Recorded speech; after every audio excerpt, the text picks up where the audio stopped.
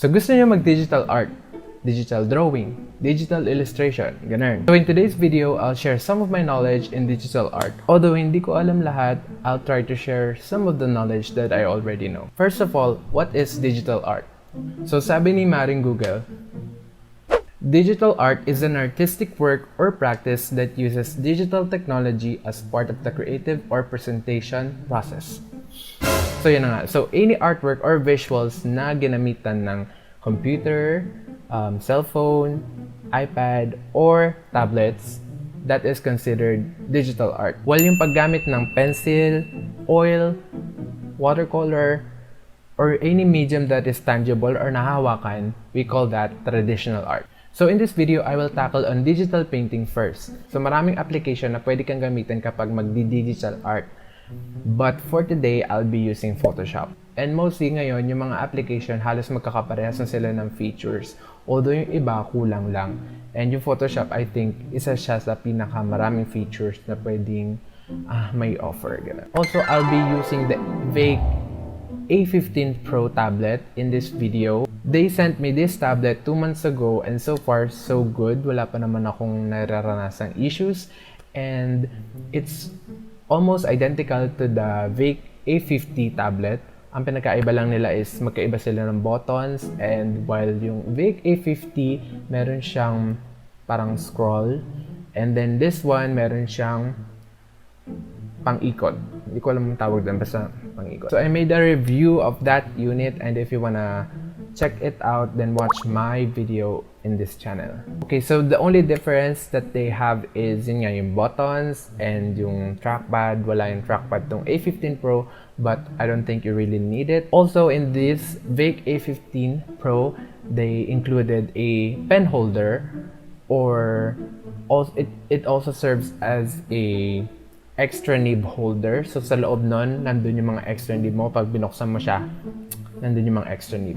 So open na natin yung Photoshop. So the very first thing you need to do is create a file. Type your file name, VEIKK char.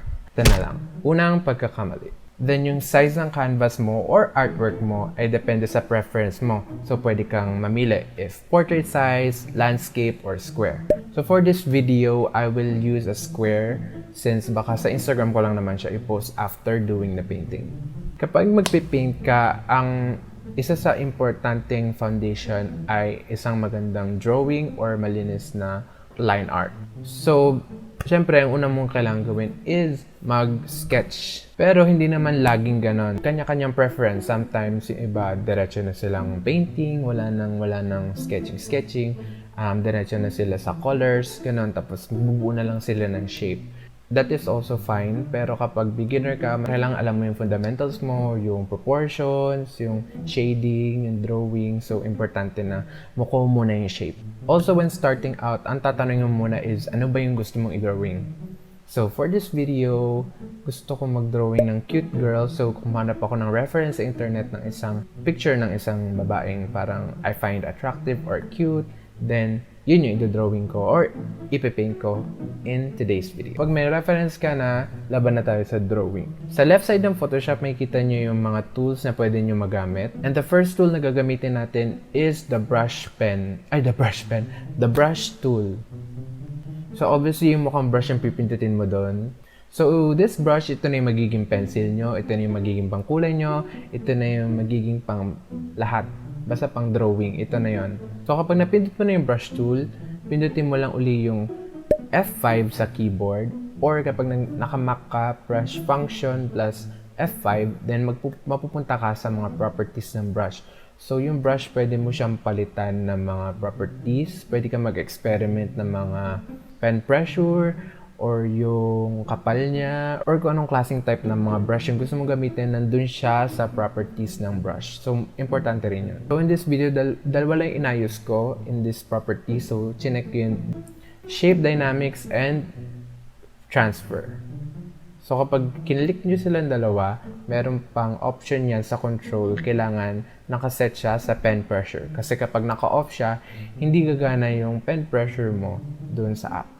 So, kayo na lang yung mag-experiment dyan. Ngayon na na-set up nyo yung brush up. So, bago tayo mag-paint, gumawa muna tayo ng panibagong layer. So, para gumawa ng panibagong layer, punta ka sa lower right side ng Photoshop, then may plus sign doon sa Layers tab, and click mo lang yun, and magkakaroon ka na ng bagong layer. So itong layers, ito sa isang powerful feature ng Photoshop para hindi ka matakot magkamali and para mas ma-organize mo yung mga ginagawa mo. So, pwede ka mag-stack up ng mga layers para, kumari, for line work, meron kang isang layer. For colors, may isa kang layer. For shadows, may isa kang layer. Highlights, may isang layer. Hanggang sa dumagdag na dumagdag. Okay, so yan na. So, pwede ka na mag-sketch. So, habang nagsa-sketch, may mga eraser tool din sa left side ng Photoshop. Pero usually, kapag nagdi-digital painting ka or gumagamit ka ng Photoshop, kapag may gusto kang burahin, kuwari, nag-stroke ka, tapos instead na burahin mo siya, nagagamit ka ng eraser, usually, ang ginagamit is the undo button. Which is, ang ibig sabihin nun is yung last action mo, mababalik. Which is undo. And then, meron din namang the opposite, redo. Kapag kuwari, na-undo mo, tapos ayaw mo pala i-undo, edi i-redo mo. That's basically it. Ganun. Okay, so sa first layer, gagawa muna tayo ng rough sketch ng reference natin. Pag natapos na natin yung rough sketch, gagawa ulit tayo ng panibagong layer. And sa second layer na to, dito natin gagawin yung mas malinis na line work or sketch para sa foundation ng painting natin. Pero, kung kaya mo siya gawin ng isang layer lang, then go ahead. Optional yung magagawa ka ulit ng panibagong layer. Pero usually, kapag beginner ka, mas maganda yung ganon. Mas malinis yung process. In order to do that, yung ginawa mong layer sa taas, i-remain mo lang yung opacity. Then sa baba, yung rough sketch mo, bawasan mo yung opacity, which is nasa taas siya ng layer tab. Babawasan mo yung opacity nung ginawa mong layer para yung nasa taas na layer ay full opacity. Yun yung mas makikita mo. Kasi afterwards, kapag nagawa mo na yung panibagong layer, i-remove or i-hide mo na lang yung rough sketch layer mo. Kasi hindi mo na siya kailangan. Trigger.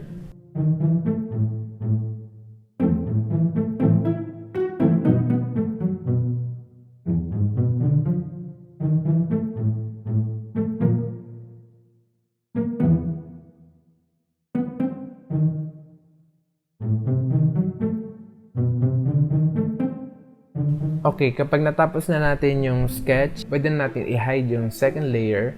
So, yan na, meron ka ng malinis na line art. So, pwede tayo mag-color. So, gagawa ko ulit ng panibagong layer, pero yung layer na yun, ilalagay mo siya sa baba para hindi maapektuhan yung line art mo. Muna, unang ginagawa ko is gumagawa muna ako ng base color ng lahat, ng kabuuan, ng shape, ng yung person or portrait. After nagagawa ako ng second layer, and then sa layer na to, dito na ako magpe-painting. Halos dito ka nilalagay lahat yung colors. So, but before I do that, i-hover ko muna yung mouse ko in between sa top layer and sa bottom layer ng base color and yung panibagong layer. So, kapag nakita niyo yung icon na yon, i-press and hold niyo yung Alt button sa keyboard and then may lalabas na icon. Then pag lumabas na yun, press that and magki-clipping mask na siya. So, what is clipping mask? Clipping mask yung parang hindi lalagpas yung pag-color mo dun sa kung ano yung ginawa mong base, yun dun lang mapupunta lahat ng colors. So, hindi siya lalagpas.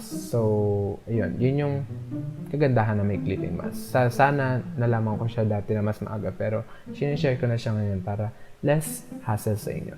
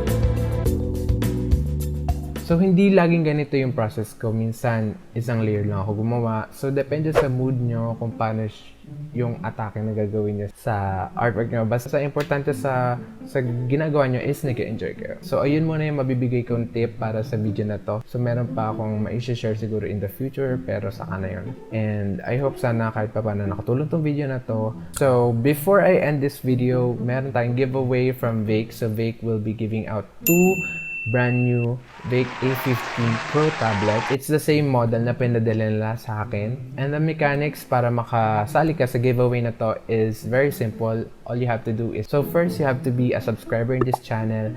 Second is you have to like this video and then share it in Facebook or Twitter, and then put a hashtag in the caption, hashtag Jetro giveaway 2020, and yun na yun. That's it. So, i-check ko na lang yung hashtag if naka-tag siya doon. Kasi kapag sa Facebook, may kita mo kung sino yung mga nag-share ng post na may hashtag na ganon, or sa Twitter. And then, dapat naka-public yung account niya para makita ko. Kasi kung naka-private, baka hindi ko makita yun. So, hindi siya maka-count as an entry. So, make sure na naka-public yung post nyo. Kahit yung post lang, ewan ko kung pwede ba yun, na-post lang yun naka-public. So, I'll be choosing 2 random winners and i-announce ko siya by mid-August. So, by second week ng August. So, sali na kayo guys and don't let this chance slide. So, good luck to everyone who will be joining in this giveaway and I will see you on my next video.